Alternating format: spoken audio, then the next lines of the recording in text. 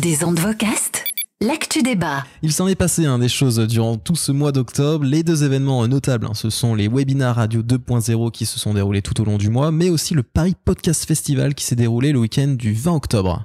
Et c'est une preuve que le monde du podcast s'organise et se professionnalise. D'ailleurs, on note la présence de grands groupes de radio français, des agences comme Havas, qui a officiellement lancé son offre podcast au début du mois d'octobre, et plein de podcasteurs connus. Très bonne conférence d'ailleurs de Julien Loisy de Podcastéo sur la mesure d'audience des podcasts. N'hésitez pas à vous intéresser au projet Podcastéo, et puis aussi les conférences du Paris Podcast Festival sont en podcast. N'hésitez pas à aller faire un tour. Ça a été très très intéressant. Très intéressant, ouais. Et on note aussi la présence à ce festival, bien entendu, de l'hébergeur de podcast Ocha. Et il y avait aussi le groupe Renault. On en parlera tout à l'heure dans la rubrique Innovation. Tout à fait.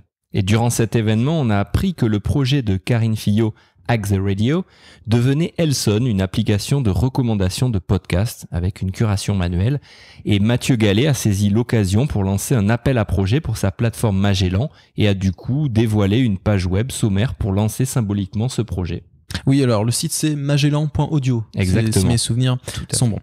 On vous avait parlé d'Europe 1 Studio lors de l'épisode précédent. Sachez qu'on a appris ces dernières semaines que RTL avec RTL Originals se met aussi au podcast dit natif, c'est-à-dire sans diffusion en herdien.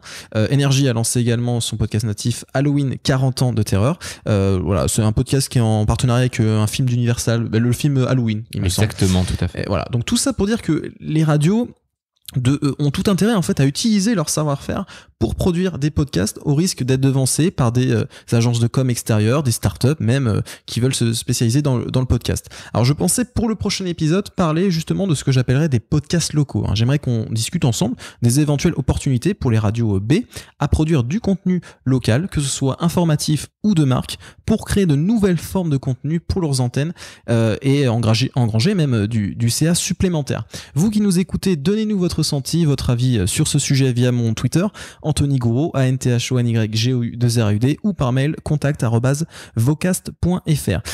Donc s'il y a vraiment un engouement pour la chose, on en parlera plus ou moins en détail lors du prochain épisode qui sera publié vers le 2 décembre a priori. Des ondes Vocast.